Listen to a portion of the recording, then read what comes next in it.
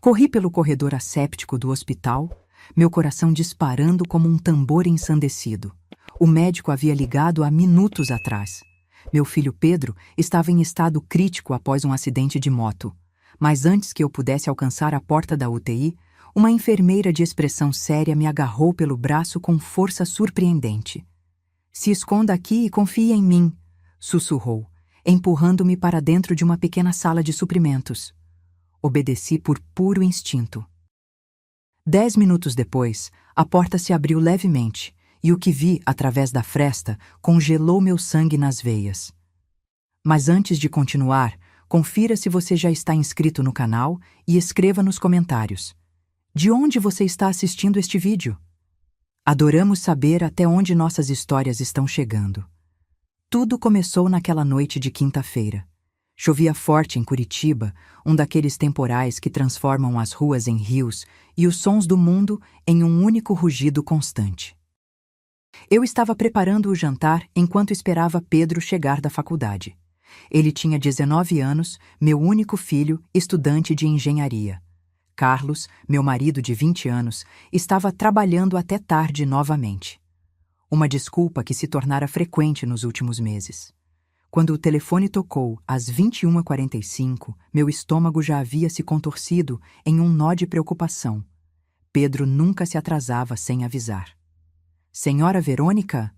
Uma voz masculina e formal do outro lado da linha. "Aqui é o doutor Mendes, do Hospital Santa Clara. Seu filho Pedro sofreu um grave acidente de moto na Avenida República. Ele está sendo levado para a sala de cirurgia neste momento em estado crítico. Recomendo que venha imediatamente." O mundo parou.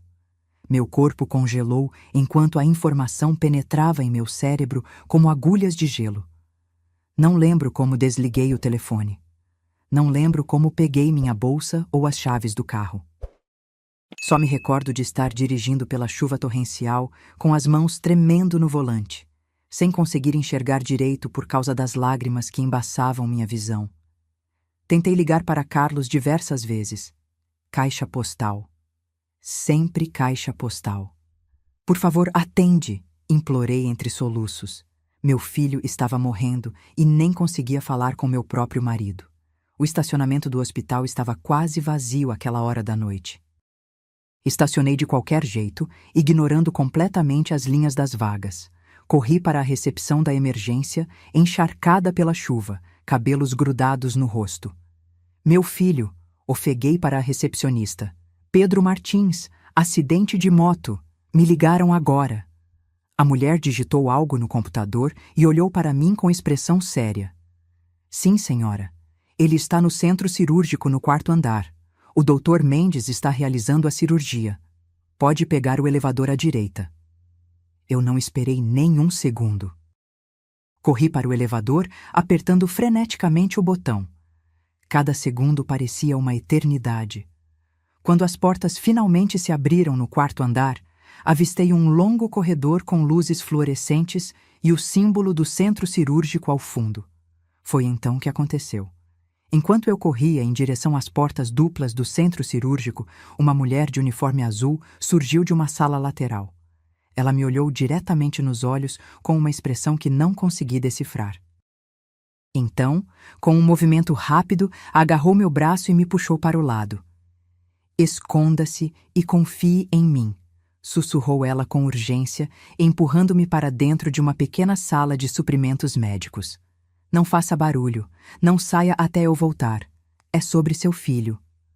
Antes que pudesse protestar, ela fechou a porta, deixando-me na penumbra. A sala era pequena, apertada, cheirando a álcool e produtos de limpeza. Prateleiras com suprimentos médicos me cercavam por todos os lados.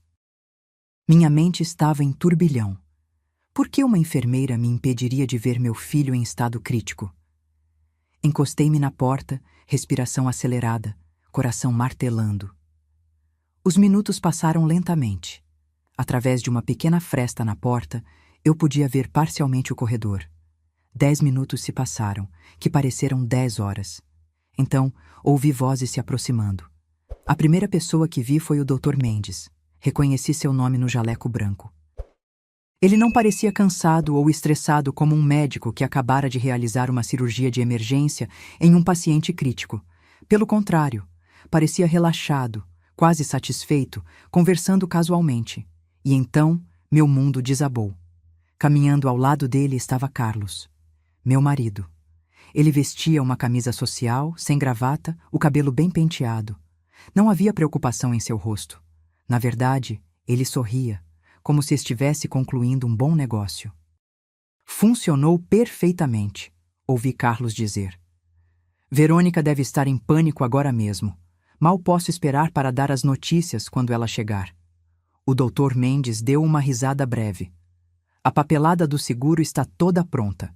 Uma vez que ela assine a autorização para a segunda cirurgia de amanhã, estará tudo encaminhado. É só uma questão de tempo. Meu sangue gelou nas veias. Pedro não havia sofrido acidente nenhum. Não havia cirurgia de emergência. Era tudo uma farsa. Uma armadilha. E eu era o alvo. O valor do seguro será depositado em 30 dias após o falecimento, continuou o médico, fazendo aspas com os dedos. Já preparei o diagnóstico de complicações anestésicas. Ninguém questionará. Carlos riu. Um riso que eu conhecia bem, o mesmo que ele dava quando fechava um grande negócio imobiliário. Só que desta vez, o negócio era minha vida. 2 milhões, divididos igualmente, disse Carlos. Já comprei as passagens para Bangkok, novos passaportes, novas identidades. Tudo pronto. Uma terceira pessoa se juntou a eles no corredor. Uma mulher alta e elegante, vestindo um jaleco médico improvisado sobre um vestido caro. Levei alguns segundos para reconhecê-la. Amanda, a secretária que Carlos havia contratado há 6 meses. A mesma que eu suspeitava estar tendo um caso com meu marido. Cobri minha boca com as mãos para abafar um soluço. O chão parecia desaparecer sob meus pés. 20 anos de casamento. Uma vida inteira compartilhada. E agora meu marido planejava me matar por dinheiro. E Pedro? Perguntei a mim mesma em um sussurro quase inaudível. Onde estava meu filho? Será que ele... Como se respondesse à minha pergunta silenciosa, Carlos mencionou. Pedro ainda está na casa do Mateus, terminando aquele projeto da faculdade. Nem sonha que estamos usando seu nome nesse plano. Alívio e horror se misturaram em minhas veias. Meu filho estava bem, mas seria traumatizado por pensar que sua mãe morreu durante uma cirurgia após um acidente que nunca aconteceu. E onde está Verônica agora? Perguntou Amanda, ajeitando o cabelo perfeito. Provavelmente rodando o hospital como uma barata tonta, disse Carlos com desprezo. A recepcionista tem ordens para mandá-la ao quarto andar. Quando chegar, contarei que Pedro passou por uma cirurgia de emergência, que está estável, mas precisará de outro procedimento amanhã. Ela assinará qualquer coisa para salvar o filho. O trio seguiu pelo corredor, suas vozes diminuindo. Deslizei para o chão frio, tremendo. Não de medo, mas de uma raiva tão pura e avassaladora que quase me consumia por dentro. A porta da sala de suprimentos se abriu silenciosamente. A enfermeira que me empurrara para dentro voltou, seu rosto uma máscara de preocupação. Senhora Verônica? Ela se agachou ao meu lado. Seu crachá dizia: Luísa, enfermeira noturna. Está tudo bem, eles já foram. Como você sabia? Perguntei com voz trêmula. Luísa olhou para os lados, verificando se estávamos realmente sozinhas. Faço plantão noturno no centro cirúrgico há 5 anos. Conheço todos os procedimentos. Quando vi seu marido chegando com o Dr. Mendes há 2 horas, achei estranho. Eles prepararam uma sala cirúrgica, mas não havia paciente. Então, ouvi parte da conversa deles. Mencionaram seu nome, um falso acidente e um plano para uma complicação cirúrgica amanhã. Ela respirou fundo. O Dr. Mendes tem um histórico suspeito. 3 pacientes morreram na mesa dele no último ano, todos com grandes apólices de seguro. A administração abafou o caso, mas nós, enfermeiros, sabemos. Lágrimas escorriam pelo meu rosto. O que faço agora? Se Carlos me vir, você não pode ser vista, Luísa disse com firmeza. Eles estão te esperando no andar de baixo, na ala de recuperação. Se você aparecer lá, seguirão com o plano. Mas preciso sair daqui. Preciso avisar meu filho. Meus pensamentos se embaralhavam. Tem uma saída de emergência no final deste corredor. Dá para essa escada de serviço. Leva direto ao estacionamento dos fundos. Ela hesitou. Mas antes de você ir, precisamos de provas. Provas? Sua palavra contra a dele não será suficiente. O Dr. Mendes é respeitado. Seu marido é um empresário conhecido. Vão dizer que você está paranoica, histérica. Ela estava certa. Quem acreditaria que meu marido de 2 décadas estava conspirando para me matar por dinheiro? Parecia roteiro de filme. O escritório do Dr. Mendes fica no final do corredor, continuou Luísa. Ele guarda cópias de todos os documentos lá, inclusive os falsos prontuários e as apólices de seguro. Como vamos entrar? Perguntei, sentindo um estranho calmo me dominar. A adrenalina tinha substituído o choque inicial. Luísa tirou um cartão magnético do bolso. Tenho acesso. Mas precisamos ser rápidas. Eles podem voltar a qualquer momento. O corredor estava vazio quando saímos da sala de suprimentos. Caminhamos apressadamente, coladas à parede. Cada som, o zumbido das luzes fluorescentes, o ping distante de um elevador, fazia meu coração saltar. Chegamos a uma porta com uma placa. Dr. Ricardo Mendes, chefe de cirurgia. Luísa passou o cartão. A luz vermelha no leitor tornou-se verde. O escritório era elegante. Móveis de madeira escura, diplomas emoldurados nas paredes, o cheiro de couro e café caro. Luísa foi direto para o computador enquanto eu checava as gavetas da escrivaninha. Trancadas. Preciso encontrar as chaves, murmurei, vasculhando a superfície da mesa. Nada. Verônica, venha ver isso, chamou Luísa. Na tela do computador, uma pasta aberta mostrava diversos arquivos. Olhe este aqui. Procedimento Martins. Ela clicou. Um documento apareceu. Um relatório médico falso detalhando um acidente de moto que nunca aconteceu, descrevendo ferimentos que meu filho nunca sofreu e um procedimento cirúrgico que nunca foi realizado. Meu Deus, sussurrei. E tem mais. Luísa abriu outro arquivo. Era uma apólice de seguro de vida no meu nome, assinada há 3 semanas. 2 milhões de reais. Beneficiário: Carlos Martins. Eu me lembrava daquele dia. Carlos havia me pedido para assinar vários documentos, dizendo que eram relacionados a um novo investimento imobiliário. Só burocracia, amor. Confie em mim, ele havia dito, e eu assinei sem ler. Precisamos copiar tudo isso, disse Luísa. Tirei meu celular da bolsa com mãos trêmulas, tirando fotos de cada página na tela. Enquanto isso, Luísa continuava procurando mais arquivos. Tem um arquivo chamado Procedimento para Amanhã, ela disse, abrindo-o. Era um roteiro detalhado. O plano era me fazer assinar uma autorização para uma segunda cirurgia de emergência para Pedro. Durante o suposto procedimento, eu seria chamada à sala de observação. Lá, seria sedada sob o pretexto de me acalmar. E então, uma complicação anestésica fatal ocorreria. O documento detalhava inclusive como falsificar os sinais vitais e os registros médicos após minha morte. Fotografei tudo, sentindo uma frieza estranha se apoderar de mim.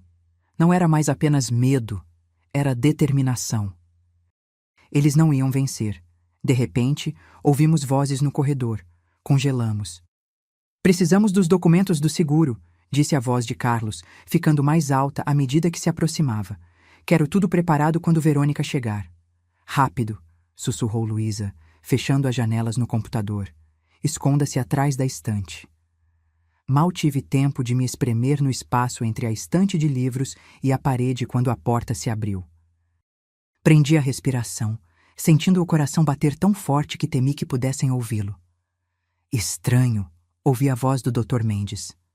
Tenho certeza que tranquei a porta. Provavelmente esqueceu, respondeu Carlos com impaciência. Pegue logo os documentos. Verônica deve estar chegando. Pelo pequeno espaço entre os livros, vi Luísa agindo com incrível compostura. Dr. Mendes, ela disse com voz profissional, como se sua presença ali fosse completamente normal. Estava verificando os prontuários para amanhã, conforme o senhor solicitou. Vi o rosto do médico se contrair em confusão momentânea, antes de se recompor. Ah, sim. Obrigado, enfermeira. Luísa, senhor.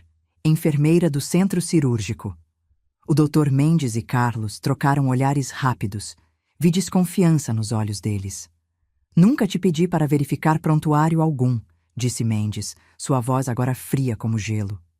Luísa não perdeu a calma. O Dr. Soares me pediu para auxiliá-lo. Disse que o senhor estava esperando. Dr. Soares está de férias, disparou Mendes. Um silêncio tenso preencheu a sala. Meu estômago se contorceu. Eles sabiam. Luísa estava em perigo. Quem é você realmente? Perguntou Carlos, dando um passo em direção a Luísa. E o que está fazendo aqui? Luísa manteve a compostura. Apenas fazendo meu trabalho, senhor. Se me dão licença... Ela tentou passar por eles em direção à porta, mas Carlos agarrou seu braço com força. Acho que você ouviu algo que não devia, não é mesmo? Me solte, ordenou Luísa, sua voz firme apesar do perigo evidente. Estou apenas cumprindo ordens. Vamos, Carlos, interviu o Dr. Mendes, parecendo nervoso. Deixe-a ir, temos coisas mais importantes para resolver. E se ela sabe algo? Insistiu Carlos, sem soltar o braço de Luísa. E se ouviu nossa conversa? Naquele momento, uma voz feminina veio da porta. Amanda havia chegado. O que está acontecendo aqui? Esta enfermeira estava xeretando o computador do Ricardo, explicou Carlos. Amanda estreitou os olhos. Você por acaso conhece Verônica Martins? Um leve tremor no rosto de Luísa foi suficiente para confirmar as suspeitas deles. Meu sangue gelou. Precisava fazer algo, mas o quê? Se me revelasse, tudo estaria perdido. Acho que precisamos ter uma conversa séria com nossa amiga enfermeira, disse Amanda com um sorriso frio. Em algum lugar mais privado. O doutor Mendes parecia cada vez mais nervoso. Isso está saindo do controle. Não concordei com violência. Cale a boca, Ricardo, disparou Carlos. Não é hora de desenvolver uma consciência. Eles começaram a arrastar Luísa para fora do escritório. Ela resistia, mas era uma contra 3. Eu não podia deixá-la enfrentar isso sozinha. Não depois dela ter arriscado tudo para me salvar. Tomei uma decisão instantânea. Puxei meu celular, verifiquei rapidamente se todas as fotos estavam salvas e o coloquei no modo de gravação de áudio. Então, deixei-o escondido entre os livros da estante, ainda gravando. Saí do meu esconderijo assim que a porta fechou atrás deles. Minha mente trabalhava a 1000 por hora. Não podia enfrentá-los diretamente. Não 3 contra 1. Precisava ser mais esperta. Lembrei que Luísa havia mencionado câmeras de segurança. Se eu pudesse chegar à sala de monitoramento, talvez conseguisse não apenas salvar Luísa, mas obter ainda mais provas contra eles. Abri a porta do escritório com cuidado e espiei. O corredor estava vazio, mas ouvia vozes distantes. Eles estavam levando Luísa para algum lugar. Seguindo o instinto, caminhei na direção oposta, procurando alguma indicação de onde seria a central de segurança. No final do corredor, encontrei uma porta com os dizeres Acesso restrito, segurança. Estava trancada, é claro. Olhei ao redor, desesperada. Não tinha o cartão de acesso de Luísa. Foi então que avistei um segurança caminhando em minha direção. Rapidamente, assumi uma postura de extremo nervosismo. O que não foi difícil, considerando as circunstâncias. Senhor, por favor, chamei, lágrimas genuínas escorrendo pelo meu rosto.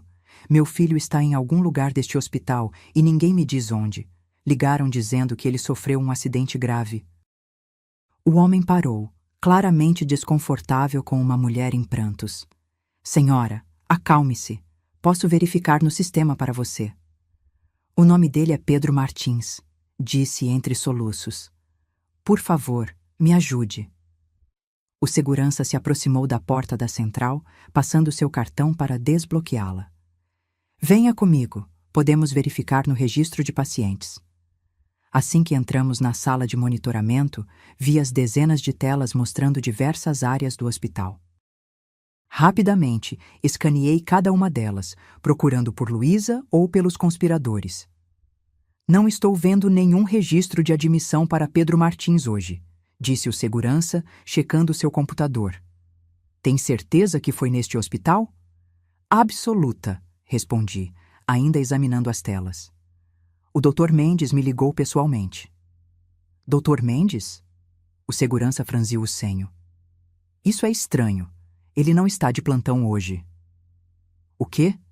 Fingi surpresa, mas continuei procurando nas telas. E então, lá estava. Em um monitor mostrando o que parecia ser uma área de almoxarifado no subsolo, vi Luísa sendo empurrada contra a parede por Carlos, enquanto Amanda e o Dr. Mendes observavam.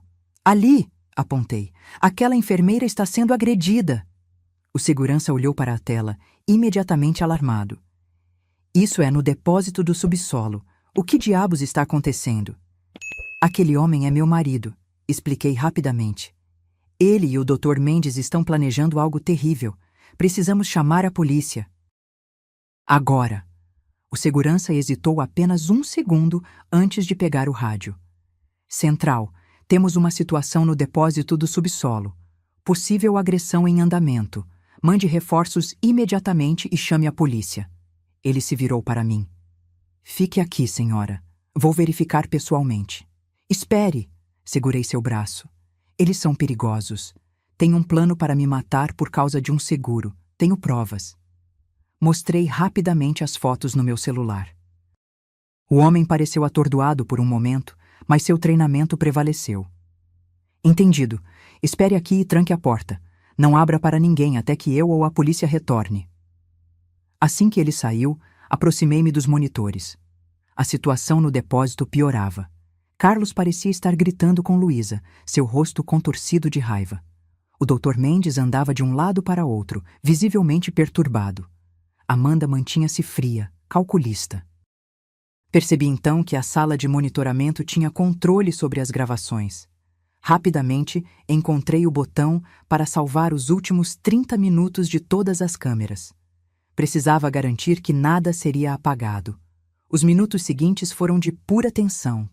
Nas telas, vi o segurança chegar ao subsolo com mais 2 colegas. Carlos tentou se explicar, mas foi contido quando tentou fugir. O Dr. Mendes parecia estar cooperando, provavelmente tentando salvar sua pele. Amanda foi a mais difícil, gritando e resistindo. Luísa foi escoltada para fora, aparentemente ilesa, mas claramente abalada. Respirei aliviada. Foi então que ouvi sirenes ao longe. A polícia estava chegando. Pela primeira vez naquela noite terrível, permiti-me sentir um fiapo de esperança. Talvez, apenas talvez, eu conseguisse sair desse pesadelo viva. Mas ainda havia uma questão crucial. Meu filho. Peguei meu celular e disquei seu número, rezando para que atendesse. Mãe? A voz sonolenta de Pedro do outro lado da linha foi o som mais doce que já ouvi. Está tudo bem? São quase 11 da noite. Pedro, escute com atenção, disse com urgência. Estou no Hospital Santa Clara. Houve um incidente com seu pai. A polícia está aqui. Preciso que você fique onde está e tranque todas as portas. Não abra para ninguém, nem mesmo para seu pai, entendeu? Mãe, você está me assustando. O que aconteceu? Eu explico tudo depois, filho. Por favor, apenas confie em mim agora. Você está seguro na casa do Mateus? Sim, estamos terminando o projeto de estruturas. Mãe, por favor. Fique lá, Pedro. Te ligo assim que puder. Desliguei, sabendo que ele estaria preocupado, mas preferindo isso a colocá-lo em perigo. Voltei minha atenção para os monitores. A polícia havia chegado e estava escoltando Carlos, Mendes e Amanda. Seus rostos mostravam uma mistura de raiva e derrota. Especialmente Carlos. Seu olhar era de puro ódio, e eu sabia que era dirigido a mim. Uma batida na porta me sobressaltou. Senhora Martins, aqui é o policial Rodrigues. Pode abrir, por favor? Abri a porta com cautela, ainda em estado de alerta. Um policial uniformizado estava parado ali, acompanhado por Luísa, que parecia exausta, mas ilesa. Senhora Martins, sou o tenente Rodrigues. Precisamos de sua declaração sobre o que aconteceu aqui esta noite. Nos minutos seguintes, relatei tudo. O falso telefonema sobre o acidente de Pedro, o plano que descobri, as provas que encontramos. Mostrei as fotos dos documentos no computador do Dr. Mendes e transferi para o pendrive do policial a gravação das câmeras de segurança. Eles iam me sedar amanhã, concluí, a voz tremendo ligeiramente. Simular uma parada cardíaca durante uma cirurgia que eu nunca precisei. Tudo por R$ 2 milhões de seguro. O tenente Rodrigues tomava notas com expressão grave. Senhora Martins, seu marido, o Dr. Mendes e a mulher identificada como Amanda estão sob custódia. Mas preciso que venha à delegacia para formalizar sua denúncia. E meu filho? Ele está na casa de um amigo, mas estou preocupada. Vou enviar uma viatura para garantir que ele esteja seguro, assegurou o policial. Qual é o endereço? Forneci as informações e senti um peso saindo dos meus ombros. Pedro estaria protegido. Quanto a você, o tenente continuou, não seria seguro voltar para casa esta noite. Consegue ficar com algum familiar ou amigo? Pensei por um momento. Meus pais moravam em Florianópolis. Não tinha muitos amigos próximos. Carlos sempre fora ciumento e controlador, algo que agora fazia doloroso sentido. Ela pode ficar comigo, ofereceu Luísa, surpreendendo-me. Moro a 10 minutos daqui. É um apartamento pequeno, mas tem um sofá confortável. Olhei para ela com gratidão. Esta mulher, uma completa estranha horas atrás, havia arriscado tudo para salvar minha vida. Obrigada. Foi tudo que consegui dizer. Já passava da meia-noite quando chegamos ao pequeno apartamento de Luísa. Era um lugar aconchegante, decorado com fotos de família e livros. Ela me emprestou roupas limpas e preparou um chá enquanto eu tomava um banho quente, tentando lavar o horror daquela noite. Como você sabia? Perguntei finalmente, quando estávamos sentadas na pequena sala de estar. Como soube que não era um acidente real? Luísa suspirou, segurando sua xícara com ambas as mãos. Trabalho naquele hospital há 7 anos. Conheço os procedimentos. Quando vi seu marido e o Dr. Mendes preparando uma sala cirúrgica sem paciente, fiquei desconfiada. Então os ouvi mencionando um plano e 2 milhões de seguro. Infelizmente, não é a primeira vez que vejo algo assim. Ergui as sobrancelhas, surpresa. Como assim? No ano passado, uma paciente morreu durante uma cirurgia simples. Complicações anestésicas, disseram. Mas ouvi rumores entre os enfermeiros. O marido dela havia aumentado o seguro semanas antes. O Dr. Mendes era o cirurgião. Ela fez uma pausa. Tentei falar com a administração na época, mas não tinha provas. Fui transferida para o turno noturno logo depois. Um arrepio percorreu minha espinha. Quantas outras vítimas teriam havido? Por que você se arriscou por mim? Perguntei baixinho. Nem me conhecia. Luísa olhou para uma foto na parede. Ela ao lado de uma mulher mais velha, ambas sorrindo.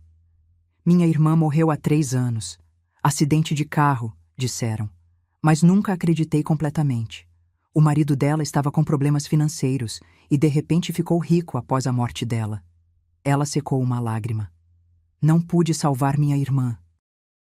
Mas quando vi a mesma coisa prestes a acontecer com você, não consegui ficar parada. Alcancei sua mão e a apertei. Obrigada por salvar minha vida e por me ajudar a salvar outras. Dormimos apenas algumas horas. Às 7 da manhã, fomos à delegacia prestar depoimento formal. O processo foi exaustivo. Tive que reviver cada detalhe daquela noite terrível. Mas o alívio veio quando o delegado nos informou que Carlos, o Dr. Mendes e Amanda permaneceriam detidos. As provas eram contundentes. Encontramos muito mais no computador do médico, disse o delegado. Parece que não era a primeira vez deles.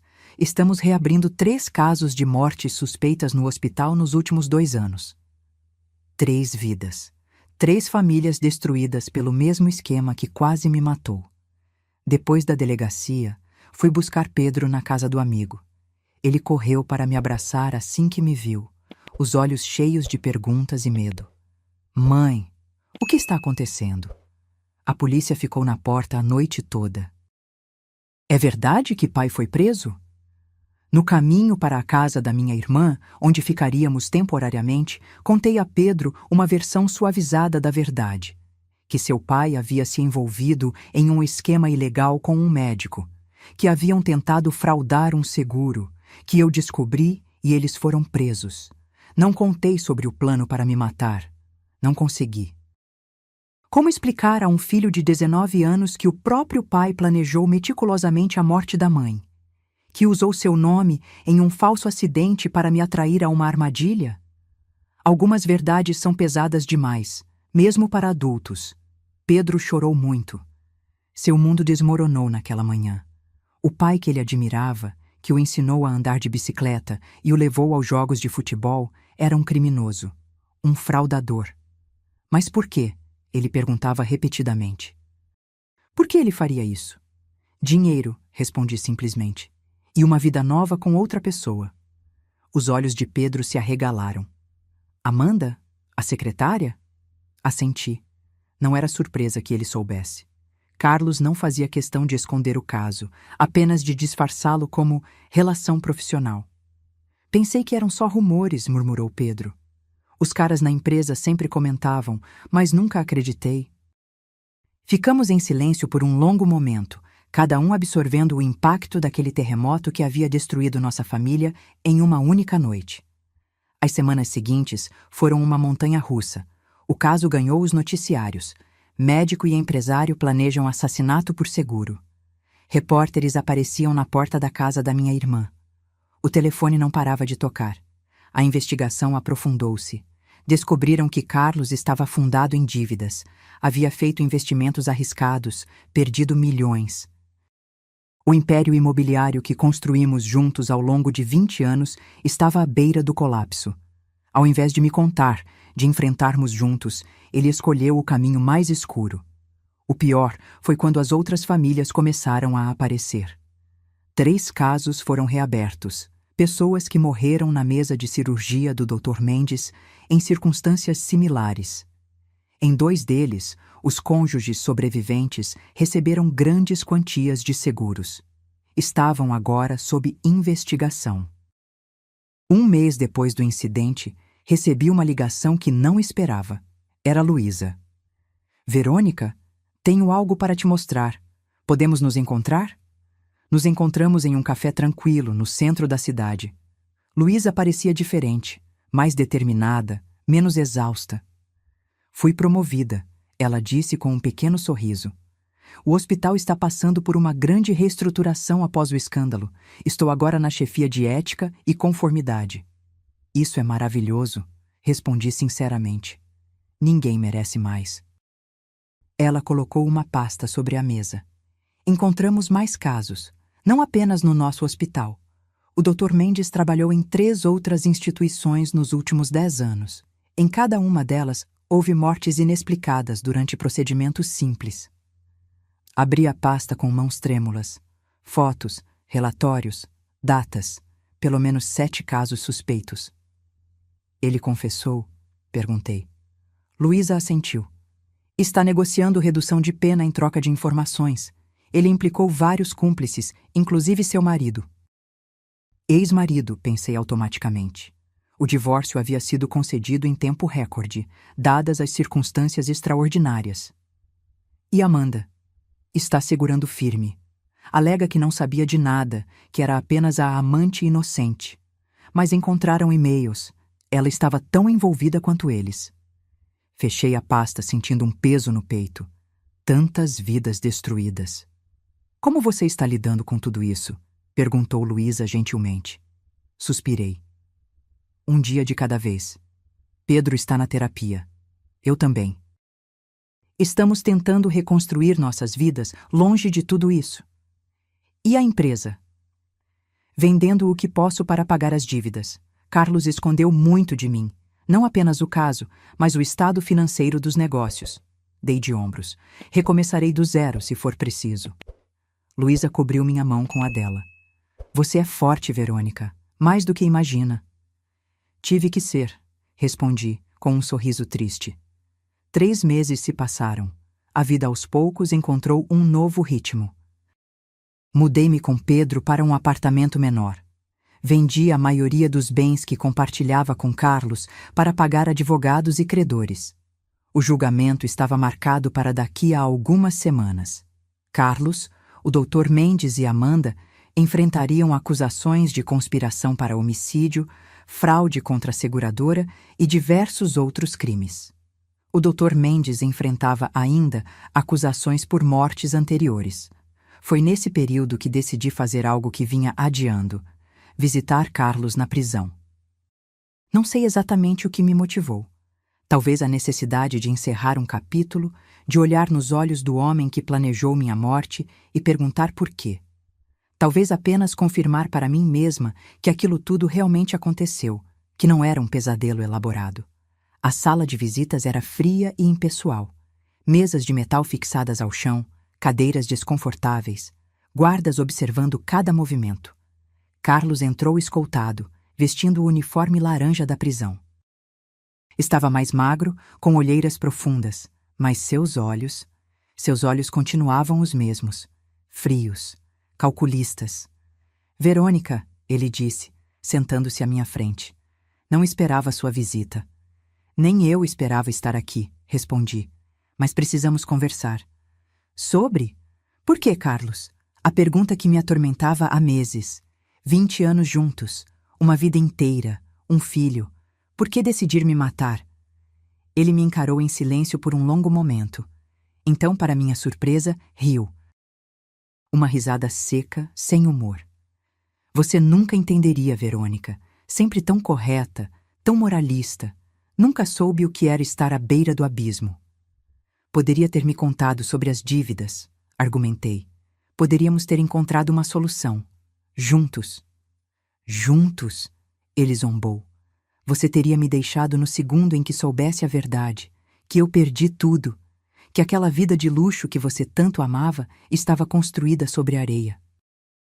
Você não me conhecia nada, respondi, mantendo a voz calma apesar da raiva borbulhando dentro de mim. Eu teria ficado ao seu lado, por pior que fosse. Fácil dizer isso agora. Ficamos em silêncio. Ele não se arrependia, nem um pouco. A realização me atingiu como um soco. Este homem, com quem dividi minha cama por 2 décadas, com quem criei um filho, teria me assistido morrer sem piscar. Quanto tempo acha que vai pegar? Perguntei finalmente. Ele deu de ombros. Meu advogado diz que entre 20 e 30 anos. Menos se eu cooperar, o que não pretendo fazer. Pedro quer te visitar, disse observando sua reação. Pela primeira vez, vi algo em seus olhos. Um lampejo de... emoção? Remorso? Difícil dizer. Diga a ele para não vir, respondeu Carlos, desviando o olhar. Não há nada para ele aqui. Assenti. Era a única coisa com a qual concordávamos. Esta é a última vez que nos veremos, Carlos, disse, levantando-me. Espero que tenha valido a pena. O quê? Trocar 20 anos de vida por 20 anos de prisão. Virei as costas e saí, sem olhar para trás. Não havia mais nada a dizer. O outono chegou, pintando as árvores de Curitiba com tons dourados e vermelhos. 6 meses haviam se passado desde aquela noite fatídica no hospital. O julgamento começara, e com ele vieram à tona detalhes ainda mais sórdidos do plano. Sentada na primeira fileira do tribunal, ouvi os promotores detalharem friamente como minha morte havia sido planejada. Como Carlos e o Dr. Mendes haviam ensaiado cada passo. Como Amanda havia sido a responsável por forjar os documentos do seguro, usando seus conhecimentos como ex-funcionária de uma corretora. A fraude foi elaborada com precisão meticulosa, explicou o promotor. O acusado, Carlos Martins, aumentou a apólice de seguro da vítima para R$ 2 milhões 3 semanas antes do crime planejado. A assinatura da senhora Martins foi obtida através de engano, misturada a outros documentos de negócios. Pedro sentou-se ao meu lado durante todo o processo, segurando minha mão nos momentos mais difíceis. Ele havia insistido em estar presente, dizendo que precisava olhar a verdade de frente. Aos 19 anos, meu filho demonstrava uma força que eu mesma lutava para encontrar. O plano, continuou o promotor, era simular um acidente com o filho do casal, usar o trauma e a preocupação da mãe para fazê-la assinar uma autorização para uma cirurgia de emergência e, então, provocar uma complicação fatal durante o procedimento. Ouvi alguns suspiros de horror na sala. Jornalistas rabiscavam freneticamente em seus blocos. O juiz mantinha a expressão severa. O doutor Ricardo Mendes já havia executado esse mesmo esquema pelo menos 3 vezes antes, resultando em mortes que foram classificadas como complicações médicas. Em cada caso, havia um beneficiário de seguro que pagava ao médico uma porcentagem do valor recebido. A defesa tentou argumentar que não havia prova definitiva de que as mortes anteriores foram assassinatos, apenas coincidências trágicas. Tentaram sugerir que Carlos estava temporariamente insano devido ao estresse financeiro. Que Amanda não sabia do plano completo, apenas da fraude ao seguro. Cada argumento soava mais absurdo que o anterior. As provas eram irrefutáveis. Os e-mails, os arquivos no computador do médico, as gravações de câmeras de segurança, os depoimentos de outros profissionais do hospital que haviam notado irregularidades. Luísa testemunhou com dignidade e coragem, descrevendo como descobriu o esquema, como me alertou, como arriscou sua própria vida para salvar a minha. Quando terminou, nossos olhares se cruzaram. Uma ligação silenciosa entre 2 mulheres cujas vidas haviam se entrelaçado através da tragédia. O julgamento durou 3 semanas. No dia do veredito, o tribunal estava lotado. Segurei a respiração quando o juiz começou a falar. O júri considera o réu Carlos Martins culpado de todas as acusações: conspiração para homicídio premeditado, fraude contra a seguradora, falsificação de documentos. A lista continuou. Culpado, culpado, culpado. O doutor Mendes recebeu a pena mais severa, prisão perpétua sem direito a condicional, devido aos assassinatos anteriores que confessou durante o julgamento. Carlos pegou 30 anos. Quando o juiz anunciou a sentença, ele permaneceu impassível, como se já esperasse. Não olhou para mim nem para Pedro. Amanda recebeu 20 anos. Ela chorou quando ouviu a sentença, finalmente quebrando a fachada de frieza que manteve durante todo o julgamento. Quando saímos do tribunal naquela tarde, uma chuva fina caía sobre a cidade. Repórteres nos cercaram, microfones apontados, câmeras piscando. Como se sente sabendo que seu marido passará 30 anos na prisão? Perguntou uma repórter. Aliviada que ele não passará esse tempo planejando a morte de mais alguém, respondi simplesmente. E o que vai fazer agora? Questionou o outro jornalista. Olhei para Pedro, depois para Luísa, que havia se juntado a nós na saída. Viver, sem medo. Os meses seguintes foram de reconstrução. Vendi o que restava da empresa de Carlos e saldei as dívidas. Comecei a trabalhar como consultora imobiliária, afinal, conhecia bem o mercado após tantos anos. Pedro continuou seus estudos, mais determinado que nunca. Luísa e eu nos tornamos amigas próximas. Ela era agora uma voz respeitada no hospital, implementando novos protocolos de segurança para pacientes. Juntas, criamos uma ONG para ajudar vítimas de fraudes e pessoas que perderam familiares em circunstâncias suspeitas. Em uma tarde de primavera, 1 ano após aquela noite fatídica, recebi uma ligação inesperada. Senhora Martins, aqui é da penitenciária estadual. Estou ligando a respeito de Carlos Martins. Meu coração acelerou. O que aconteceu? Ele sofreu um AVC esta manhã. Está na enfermaria da prisão em estado grave. Como consta ainda como seu parente mais próximo, precisamos de autorização para procedimentos adicionais. A ironia não me escapou. O homem que planejou me matar em uma mesa de cirurgia agora dependia da minha autorização para procedimentos médicos que poderiam salvar sua vida. Quais são as chances de recuperação? Perguntei, tentando manter a voz firme. O médico diz que é um caso grave. Ele está parcialmente paralisado e tem dificuldade para falar. Precisará de cuidados intensivos. Fechei os olhos, pensando. Tantas emoções conflitantes. Raiva, mágoa. Uma parte de mim, que não queria reconhecer, sentia até mesmo uma satisfação sombria. Karma, talvez? Mas havia também uma outra parte, a que ainda lembrava do homem que um dia amei. Ele pediu para ver você. Continuou a voz do outro lado da linha. Se for possível. Pedro estava na faculdade quando cheguei à enfermaria da prisão. Não lhe contei sobre a visita. Ele havia decidido cortar todos os laços com o pai, e respeitei sua decisão. A enfermaria era um lugar deprimente. Camas alinhadas contra paredes cinzentas, guardas nas portas, o cheiro acre de desinfetante misturado com doença. Carlos estava na última cama à direita. Se parecia pouco com o homem imponente e confiante que conheci. Metade de seu rosto estava caído, um olho parcialmente fechado. Sua boca se contorcia em uma tentativa de falar quando me viu. Você veio, ele conseguiu dizer com dificuldade. Sentei-me na cadeira ao lado da cama. Vim. Por quê? A pergunta saiu arrastada, difícil. Não sei, respondi honestamente. Talvez para encerrar este capítulo de vez. Ficamos em silêncio por alguns momentos. O monitor cardíaco marcava seus batimentos em um ritmo constante. Irônico, ele finalmente falou, cada palavra um esforço. Eu aqui, indefeso. Como você estaria? A diferença é que eu não planejei isso, Carlos. Ele tentou sorrir, mas seu rosto paralisado transformou o gesto em uma caricatura grotesca. Não, perdoa. Não era uma pergunta. Ele sabia. Não, confirmei. Nunca. Ele fechou os olhos. Uma lágrima solitária escorreu por seu rosto paralisado. A primeira emoção genuína que vi nele desde que tudo aconteceu. Como Pedro?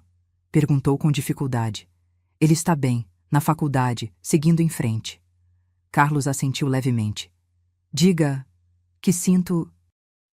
Você mesmo pode dizer quando estiver melhor, interrompi. Não seria mensageira de um arrependimento tardio e possivelmente falso. Ficamos novamente em silêncio. O que mais havia para ser dito? 20 anos de casamento reduzidos a cinzas. Uma família destruída por ganância e traição. Os médicos querem saber sobre o tratamento, disse finalmente. Precisam da minha autorização para procedimentos adicionais. Carlos me olhou. Naquele olhar havia algo que não consegui decifrar completamente. Medo? Súplica? Resignação? Eles darão o melhor tratamento possível aqui, continuei. Mas quero que saiba de uma coisa, Carlos. Ele esperou, o olho bom fixo em mim. Não estou fazendo isso por você. Estou fazendo isso porque é o certo, porque não sou como você. Levantei-me, pronta para sair, para deixar aquele homem e tudo o que ele representava para trás de uma vez por todas. Verônica, ele chamou com esforço. Você ganhou. Parei na porta, olhando para ele uma última vez. Não, Carlos. Eu sobrevivi. Há uma grande diferença. Enquanto dirigia de volta para casa, a conversa com Carlos ecoava em minha mente. Você ganhou, ele disse. Como se tudo aquilo fosse um jogo. Como se nossas vidas, nosso casamento, nossa família tivessem sido apenas peças em um tabuleiro que ele estava disposto a sacrificar. Estacionei em frente ao meu novo apartamento, um lugar simples, mas aconchegante, que Pedro e eu havíamos decorado juntos. Sentei no carro por alguns minutos, deixando as lágrimas que havia contido na prisão finalmente rolarem. Não chorava pelo homem que Carlos se tornou, mas pelo homem que pensei que ele fosse. Pelo casamento que acreditei ter durante 2 décadas. pelas memórias que agora estavam manchadas, contaminadas pela verdade terrível de sua traição. Meu celular tocou, interrompendo meus pensamentos. Era Luísa. Verônica? Tudo bem com você? Fui ver Carlos na prisão hoje, respondi. Ele teve um AVC. Está parcialmente paralisado. Um silêncio breve. Como você se sente com isso? Não sei, admiti. Parte de mim sente que é uma justiça poética. Ele que queria me ver paralisada, numa cama de hospital, impotente. Agora está exatamente assim. Mas outra parte de mim... Se sente culpada por pensar assim? Sim. E isso me irrita, porque não deveria sentir nada por ele. Nem pena, nem raiva, nem qualquer coisa. Verônica, a voz de Luísa era gentil. Você amou esse homem por 20 anos. Tem um filho com ele. É natural que seus sentimentos sejam complicados. Respirei fundo. Acho que preciso de mais sessões com a terapeuta. Luísa riu levemente. Provavelmente. Olha, estou indo para o café da Dona Maria agora. Por que não se junta a mim? Um café forte e um bolo de chocolate podem não resolver seus problemas, mas certamente ajudam a enfrentá-los. Sorri, enxugando as lágrimas. Chego em 15 minutos. O café da Dona Maria era nosso refúgio. Um lugar aconchegante no centro histórico da cidade, com mesas de madeira escura e o melhor bolo de chocolate de Curitiba. Luísa já estava lá quando cheguei, uma xícara fumegante à sua frente. Pedi para você, ela disse quando me sentei. Café preto, sem açúcar como gosta.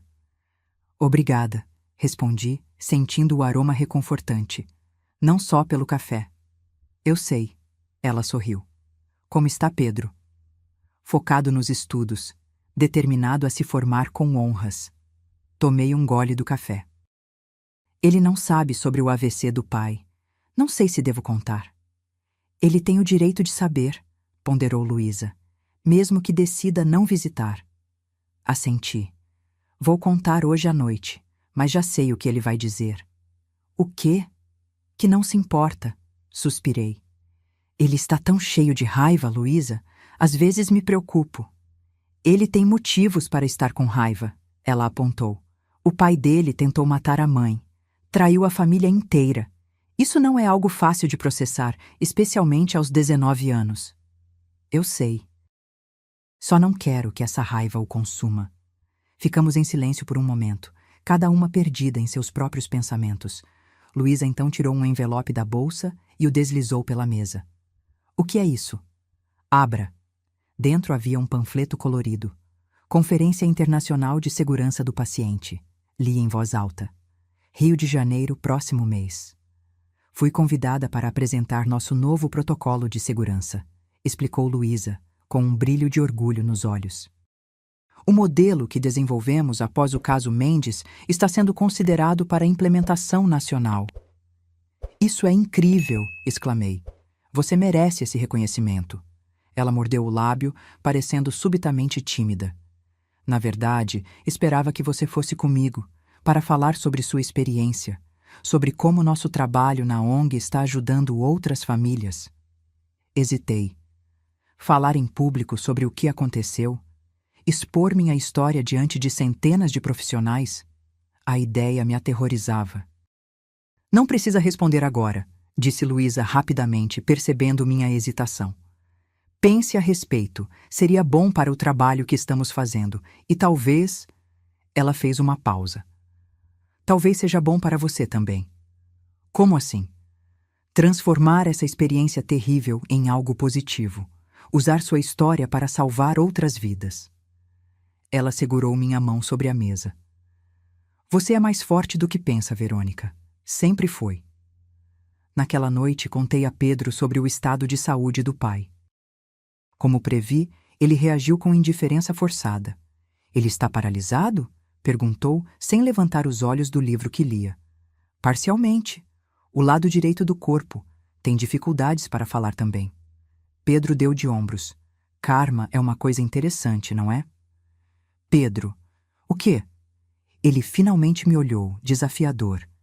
Quer que eu sinta a pena dele? Depois de tudo que ele fez? Não, respondi calmamente. Só quero que você não deixe esse ódio te consumir. Ele já fez mal suficiente à nossa família. Não permita que continue te machucando. Pedro fechou o livro com força. Sabe o que é pior, mãe? Não é só que ele tentou te matar, é que ele usou meu nome. Ele sabia o quanto você me ama, o quanto ficaria desesperada se achasse que eu estava morrendo, e usou isso, usou nosso amor como arma. Sua voz falhou. Que tipo de pessoa faz isso? Sentei-me ao lado dele no sofá, puxando-o para um abraço. Ele resistiu por um momento, então desabou contra mim, como fazia quando era pequeno e se machucava. Não sei que tipo de pessoa faz isso, filho, sussurrei.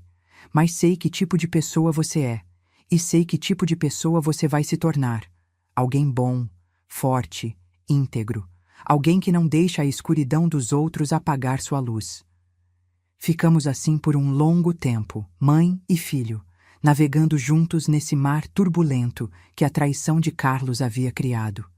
Aprendendo a construir um novo barco, encontrar uma nova bússola, definir um novo destino. Na manhã seguinte, liguei para Luísa. Eu vou, disse sem preâmbulos. Vou para a conferência com você. Vou contar minha história. Tem certeza? A surpresa era evidente em sua voz. Absoluta. Você está certa. Preciso transformar essa dor em algo útil. Se meu testemunho ajudar a salvar uma vida que seja, terá valido a pena. Passamos as semanas seguintes preparando nossa apresentação para a conferência. Luísa cuidaria da parte técnica, explicando os protocolos de segurança que desenvolveu no hospital. Eu falaria sobre minha experiência pessoal e o trabalho da ONG que fundamos. À medida que escrevia meu discurso, revivendo cada detalhe daquela noite terrível, percebi que algo estava mudando dentro de mim. A dor ainda estava lá, claro. A sensação de traição. Mas havia algo mais agora. Uma espécie de propósito, de significado emergindo do caos. Enquanto isso, recebia atualizações regulares sobre o estado de Carlos. Ele havia sido transferido para o hospital penitenciário, onde recebia fisioterapia. A recuperação seria longa e provavelmente incompleta, mas ele havia recuperado parte da fala. Pedro nunca perguntou sobre o pai, e eu não forcei o assunto. Respeitei seu tempo, seu processo. Ele estava ocupado com a faculdade, com os novos amigos, com o estágio que conseguiu em uma construtora. Aos poucos, via o brilho voltar aos olhos do meu filho. A conferência no Rio seria em uma semana, quando recebi outra ligação do hospital penitenciário. Senhora Martins? O senhor Carlos está pedindo para vê-la. É bastante insistente. Por quê? Houve alguma piora? Não, pelo contrário. Ele está melhor. Consegue falar com mais clareza agora. Disse que tem algo importante para lhe dizer. Hesitei. A última visita havia sido emocionalmente exaustiva. Não tinha certeza se estava pronta para outro confronto. Senhora Martins? Ainda está na linha? Sim, respondi finalmente. Diga a ele que irei no domingo. Desliguei, sentindo um nó no estômago. O que Carlos poderia querer me dizer que fosse tão importante? O domingo amanheceu cinzento e frio, combinando perfeitamente com meu estado de espírito. Dirigi até o hospital penitenciário com uma sensação de déjà-vu, relembrando minha última visita. Dessa vez, porém, estava mais preparada emocionalmente, ou pelo menos era o que dizia a mim mesma. Carlos estava em um quarto diferente agora, menos deprimente que a enfermaria, mas ainda assim claramente uma instalação prisional. Uma janela pequena e gradeada deixava entrar a luz pálida do dia nublado. Ele estava sentado em uma cadeira de rodas ao lado da cama, visivelmente mais forte que da última vez. Você veio? Disse ele quando entrei. Sua fala estava melhor, embora ainda um pouco arrastada. O lado direito de seu rosto continuava parcialmente paralisado. Você pediu que eu viesse, respondi, mantendo-me a uma distância segura. O que quer, Carlos? Ele indicou a única cadeira no quarto. Por favor, sente-se. Isso pode demorar um pouco. Hesitei, mas acabei sentando. Estou ouvindo. Carlos respirou fundo, como se reunisse forças. Tenho pensado muito desde o AVC. Os médicos dizem que quase morri, que foi por pouco. Lamento que tenha passado por isso, disse automaticamente. Anos de condicionamento social, fazendo com que expressasse simpatia, mesmo quando não sentia. Ele balançou a cabeça. Não, não lamenta. E não deveria. O que quase aconteceu comigo não é nada comparado ao que eu planejei para você. Fiquei surpresa com a franqueza. Carlos nunca havia sido de admitir erros, mesmo os menores. Quando acordei na UTI, continuou ele, e percebi que estava parcialmente paralisado, a primeira coisa que pensei foi que era um castigo, irônico, como você disse. Eu, que planejei te deixar indefesa numa mesa de cirurgia, agora preso a esta cadeira. É irônico, concordei, sem emoção na voz. Durante semanas, me entreguei à autocompaixão, culpei todo mundo. Você, o Dr. Mendes, Amanda, até Pedro. Todo mundo, menos a única pessoa realmente responsável. Ele apontou para si mesmo com a mão que ainda conseguia mover. Eu. Fiquei em silêncio, sem saber onde aquilo iria chegar. Então comecei a terapia, parte da reabilitação. O psicólogo da prisão, ele não facilitou as coisas para mim. Me forçou a olhar para o que fiz, para quem sou. Carlos olhou pela janela, onde algumas gotas de chuva começavam a cair. Sabe o que descobri, Verônica? Que nunca te amei de verdade, nem a Pedro. As palavras doeram mais do que eu esperava. Não da forma como vocês mereciam, ele esclareceu. Amei a ideia de vocês. A família perfeita, a esposa dedicada, o filho brilhante, extensões do meu ego, troféus na minha prateleira de conquistas. Não pessoas reais, com desejos e necessidades próprias. Lutei contra as lágrimas que ameaçavam se formar. Não choraria na frente dele. Não novamente. Por isso foi tão fácil planejar. Ele fez uma pausa, como se as palavras fossem difíceis de pronunciar. Seu assassinato. A palavra pairou no ar entre nós, pesada e inescapável. Foi como descartar uma peça de mobília, ele continuou. Algo que não servia mais ao meu propósito. Você e toda a nossa história juntos valiam menos para mim que dinheiro e uma nova vida com Amanda. Ele riu amargamente. Amanda, que nem me escreve mais, que já está negociando um acordo com o promotor para reduzir sua pena. Por que está me dizendo tudo isso, Carlos?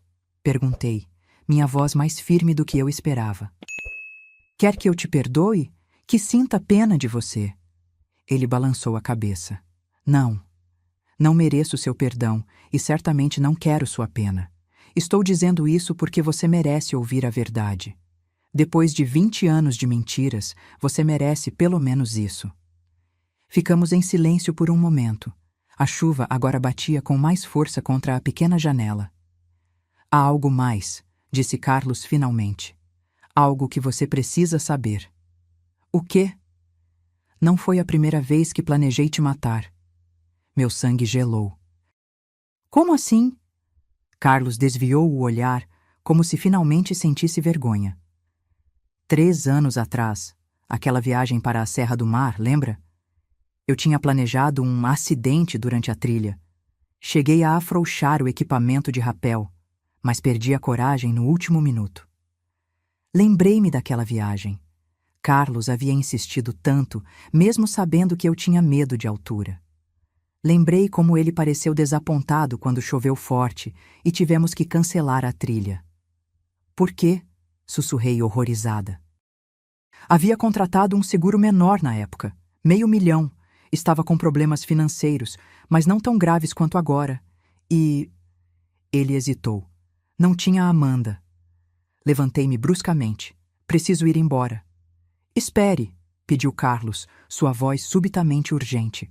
Tem mais uma coisa, a razão principal por que pedi que viesse. Parei na porta, de costas para ele, sem conseguir olhá-lo. O quê? Fiz um novo testamento, disse ele, declarando que renuncio a qualquer direito sobre nossos bens. Tudo o que sobrou, incluindo minha parte na empresa e nas propriedades, passa para você e Pedro. Também estou colaborando com os investigadores para rastrear o dinheiro desviado. Sei que não compensa nada, mas... Não compensa, interrompi, virando-me para encará-lo uma última vez. Nada compensaria o que você fez, mas faz o certo pela primeira vez em anos. Saí sem esperar resposta, caminhando rapidamente pelos corredores estéreis do hospital, lutando contra as lágrimas e a náusea. Só quando cheguei ao carro, permiti que as emoções finalmente viessem à tona, chorando até não ter mais lágrimas. 3 anos. Ele havia planejado me matar pela primeira vez há 3 anos. Quanto de nosso casamento havia sido real? Alguma coisa foi verdadeira? Peguei o celular com mãos trêmulas e disquei o número de Luísa. Ele tentou antes. Disse assim que ela atendeu, sem nem mesmo dizer olá. Há 3 anos. Uma viagem para a montanha. Do que você está falando, Verônica? A voz de Luísa estava preocupada. Onde você está? No estacionamento do hospital penitenciário. Fui ver Carlos. Ele confessou que tentou me matar antes. As palavras saíram entre soluços. 3 anos, Luísa. 3 anos vivendo com alguém que me via como um obstáculo, um móvel a ser descartado. Fica aí, disse Luísa com firmeza. Estou indo te buscar. Você não deve dirigir assim. 30 minutos depois, Luísa chegou. Sem dizer nada, me abraçou forte, deixando que eu chorasse em seu ombro. Quando finalmente me acalmei, ela dirigiu até sua casa, fez chá e me acomodou em seu sofá com um cobertor. Por que ele confessaria isso agora? Perguntei, mais para mim mesma do que para ela. Que propósito isso serve? Talvez seja parte da terapia dele, sugeriu Luísa, sentando-se ao meu lado. Ou talvez, pela primeira vez na vida, ele esteja pensando em alguém além dele mesmo. Preciso contar ao Pedro? A ideia me aterrorizava. Meu filho já havia passado por tanto. Luísa considerou por um momento. Talvez não todos os detalhes. Não agora. Conte sobre o testamento, sobre a colaboração com os investigadores. O resto, talvez quando ele estiver pronto. Assenti, grata pela sabedoria de minha amiga. Ficamos em silêncio por algum tempo, o único som sendo o da chuva contra as janelas. Ainda quer ir à conferência na próxima semana? Perguntou Luísa finalmente. Entenderei se quiser cancelar. Pensei por um momento. Não. Agora mais do que nunca preciso fazer isso. Preciso transformar toda essa dor em algo útil. Luísa sorriu, apertando minha mão. Você é a pessoa mais forte que já conheci, sabia? Não me sinto forte, admiti. Me sinto quebrada na maior parte do tempo. É justamente por isso que você é forte, respondeu ela. Porque mesmo quebrada, você continua. Continua cuidando do seu filho, reconstruindo sua vida, ajudando outras pessoas. Isso é verdadeira força, Verônica. Na manhã seguinte, contei a Pedro sobre o testamento e a colaboração do pai com os investigadores. Como esperado, ele reagiu com desconfiança. Por que ele faria isso agora? Perguntou, cerrando os punhos. Qual é o truque? Acho que não há truque, filho. Respondi suavemente. Acho que ele finalmente está percebendo o quanto nos machucou. O quanto te machucou. Pedro balançou a cabeça, incrédulo. 20 anos de manipulação e mentiras, e agora ele espera que acreditemos na sua redenção? Muito conveniente. Não argumentei. Pedro tinha todo o direito à sua raiva, sua desconfiança. Levaria tempo, talvez anos, talvez a vida toda, para ele processar a traição do pai. Vamos à conferência no Rio na próxima semana. Mudei de assunto. Eu e Luísa. Quer vir conosco? Poderia aproveitar para visitar aquele programa de intercâmbio da Universidade Federal. Pedro considerou por um momento, então assentiu. Pode ser bom sair um pouco daqui, mudar de ares. Ótimo, sorri. Será bom termos algum tempo juntos, longe de tudo isso. O Rio nos recebeu com sol e calor, um contraste bem-vindo com o outono chuvoso de Curitiba. A conferência seria no dia seguinte, Então aproveitamos a tarde livre para caminhar pela orla de Copacabana.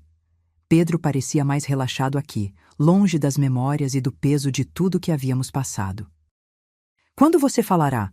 perguntou ele, enquanto caminhávamos descalços na areia, ondas ocasionais molhando nossos pés. "Logo após o almoço. Luísa apresentará a parte técnica primeiro. Depois eu entro com minha história e o trabalho da ONG." Pedro assentiu, olhando para o horizonte. "Está nervosa?" "Apavorada", admiti com um pequeno sorriso. "Nunca gostei de falar em público, você sabe disso." "Vai se sair bem", afirmou ele com uma certeza que me surpreendeu. "Sua história é poderosa, mãe. Vai ajudar muita gente." Olhei para meu filho. Não mais um menino, mas um jovem adulto, forte apesar das cicatrizes que carregava. "Obrigada, Pedro. Isso significa muito." Jantamos com Luísa em um restaurante à beira-mar. Ela havia chegado mais cedo para verificar os detalhes técnicos da apresentação. "Tudo pronto para amanhã", anunciou ela, erguendo sua taça de vinho em um brinde. "A verdade e a justiça." "A verdade e a justiça", repetimos Pedro e eu, tocando nossas taças na dela. A noite foi agradável. Conversamos sobre tudo, exceto o passado. Sobre as ambições de Pedro na engenharia, sobre a promoção recente de Luísa, sobre meus planos de expandir a ONG para outras cidades. Por algumas horas, fomos apenas 3 pessoas normais desfrutando de uma bela noite no Rio.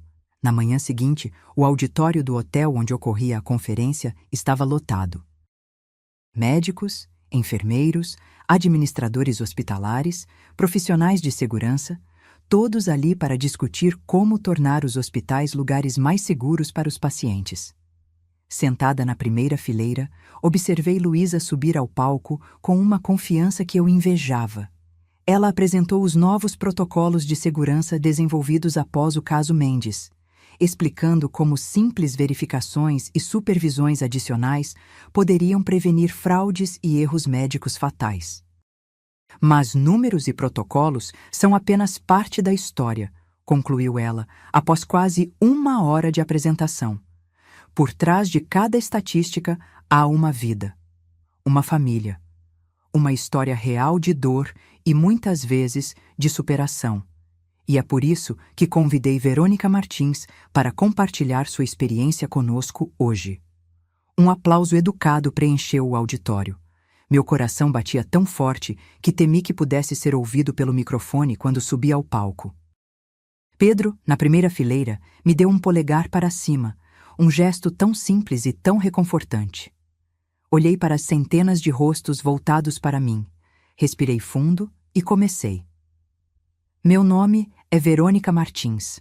Há 1 ano, meu marido de 20 anos, em conluio com um médico respeitado e sua amante, planejou meu assassinato em uma mesa de cirurgia." O auditório ficou em absoluto silêncio. Nenhum movimento, nenhum sussurro. O plano era elaborado. Eles usariam um falso acidente envolvendo meu único filho para me atrair ao hospital. Contando com meu desespero e pânico, fariam com que eu assinasse uma autorização para uma cirurgia falsa. Durante essa cirurgia, eu seria sedada e sofreria uma complicação anestésica fatal. Meu marido receberia R$ 2 milhões de uma apólice de seguro fraudulenta e começaria uma nova vida no exterior com sua amante. Minha voz estava firme, apesar do coração acelerado. As palavras que ensaiei por semanas fluíam naturalmente. Não estaria aqui hoje se não fosse por uma enfermeira corajosa. Ela percebeu irregularidades, conectou os pontos e arriscou sua própria segurança para me alertar. Essa enfermeira, Luísa Cardoso, apontei para ela na plateia. Salvou minha vida e me ajudou a expor um esquema criminoso que já havia custado pelo menos 3 outras vidas. Continuei minha narrativa, detalhando como descobrimos o plano, como obtivemos as provas, como enfrentamos os conspiradores. Falei sobre o julgamento, as condenações, a criação da ONG. "O que aprendi dessa experiência", concluí, "é que sistemas são importantes, protocolos são cruciais, mas no final, são pessoas como Luísa que fazem a diferença." Profissionais que não fecham os olhos para irregularidades, que seguem sua bússola moral, mesmo quando é arriscado, que colocam a segurança do paciente acima de conexões pessoais ou medo de retaliação. Olhei diretamente para a plateia, fazendo contato visual com tantos profissionais quanto possível. Se vocês suspeitarem que algo está errado, falem, registrem, insistam. Pode ser desconfortável, pode ser arriscado, mas uma vida, talvez como a minha, pode depender disso. Obrigada. O silêncio durou apenas um segundo antes que o auditório explodisse em aplausos. As pessoas se levantaram uma a uma, até que todo o auditório estava de pé. Pedro foi o primeiro, é claro, seus olhos brilhando com o que eu reconheci como orgulho. Luísa juntou-se a mim no palco, abraçando-me enquanto as lágrimas que ela tentava conter finalmente rolavam. O restante do dia foi um turbilhão. Dezenas de profissionais queriam falar conosco, compartilhar suas próprias histórias, discutir como implementar nossas ideias em seus hospitais. Fui abordada por um editor que queria transformar minha história em um livro, um documentarista interessado em um filme, uma associação médica que queria nosso auxílio para treinar novos profissionais. Quando finalmente voltamos ao hotel, exaustas mas eufóricas, encontramos Pedro no lobby, conversando animadamente com um homem mais velho. "Mãe", chamou ele quando me viu. "Este é o Dr. Ramírez, diretor do programa de intercâmbio da UFRJ. Estávamos falando sobre minha possível transferência para cá no próximo semestre." Cumprimentei o professor surpresa. "Transferência? Não sabia que estava considerando isso, Pedro." "Foi algo que surgiu hoje", ele admitiu, parecendo mais animado do que o via em meses. "O Dr. Ramírez assistiu à sua palestra e, quando descobriu que eu era seu filho, me procurou. Eles têm um programa especial de engenharia estrutural voltado para construções resilientes em áreas de risco. É exatamente o que eu queria estudar." O Dr. Ramírez sorriu. "Seu filho tem um currículo impressionante, Sra. Martins. E, se me permite dizer, fiquei profundamente tocado por sua história hoje. Vocês são uma família extraordinária." Depois que o professor se despediu, Pedro me olhou com um brilho nos olhos que não via desde antes de toda a tragédia. "Quero ir, mãe. Quero começar de novo. Num lugar onde ninguém saiba quem sou, onde não seja o filho do homem que tentou matar a própria esposa." Meu coração se apertou. Não tinha percebido quanto peso Pedro carregava por causa da notoriedade do caso, quanto do estigma havia respingado nele. "Se é o que você quer, filho, tem meu total apoio", respondi, abraçando-o. "Só vai prometer visitar sua velha mãe com frequência." "Todo mês", prometeu ele, retribuindo o abraço. "E você pode vir para cá nos finais de semana. O Rio não é tão longe assim de Curitiba." Naquela noite, depois que Pedro saiu para explorar mais a cidade com alguns estudantes que conheceu, Luísa e eu sentamos na varanda do hotel, compartilhando uma garrafa de vinho e observando as luzes da cidade. "Foi um bom dia", disse ela, levantando sua taça. "Acho que realmente fizemos a diferença." "Fizemos", concordei, "e continuaremos fazendo." "E quanto a você?", perguntou Luísa. "Pedro está seguindo em frente. E você?" Olhei para as ondas quebrando na praia distante. "Também estou, dia após dia." Sorri para minha amiga. "Sabia que recebi um convite para dar aulas na Faculdade de Direito? Um curso sobre fraudes em seguros e negligência médica." "Sério? Isso é maravilhoso." "Estou considerando aceitar. Seria bom usar tudo o que aprendi da pior maneira possível para ajudar outros." Luísa assentiu. "Você seria uma ótima professora." Ficamos em silêncio por um momento, absorvendo a paz da noite. "Quer saber o que mais aprendi nesse último ano?", perguntei finalmente. "O quê?" "Que às vezes as piores traições podem levar aos maiores presentes." Olhei para ela com gratidão. "Se Carlos não tivesse planejado me matar, nunca teria conhecido você. Nunca teria descoberto minha própria força. Nunca teria encontrado esse propósito." "Um preço alto demais." observou Luísa. Sem dúvida. Mas tendo pago o preço, fico feliz em colher os benefícios. Estendi minha taça. A vida, Luísa, com todas as suas voltas inesperadas. A vida, ela respondeu, tocando sua taça na minha. Naquela noite, deitada na cama do hotel, refleti sobre o ano que havia passado. A dor, o medo, a traição, tudo ainda estava lá. Sempre estaria, em algum nível. Mas algo novo havia crescido em meio às cinzas do que foi destruído. Uma nova Verônica, mais forte, mais sábia, mais determinada a fazer da sua sobrevivência algo significativo. Adormeci com uma sensação que não sentia há muito tempo: paz. Não porque tudo estava perfeito ou porque as cicatrizes haviam desaparecido, mas porque finalmente entendi que sobreviver não era apenas continuar respirando.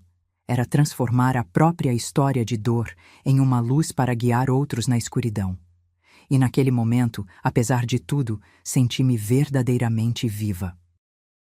Agora, se você gostou dessa história, clica em S inscrever e me diz nos comentários qual parte te deixou de queixo caído. Ah, e não esqueça de se tornar membro para ter acesso a vídeos exclusivos que não posto aqui. Te espero lá.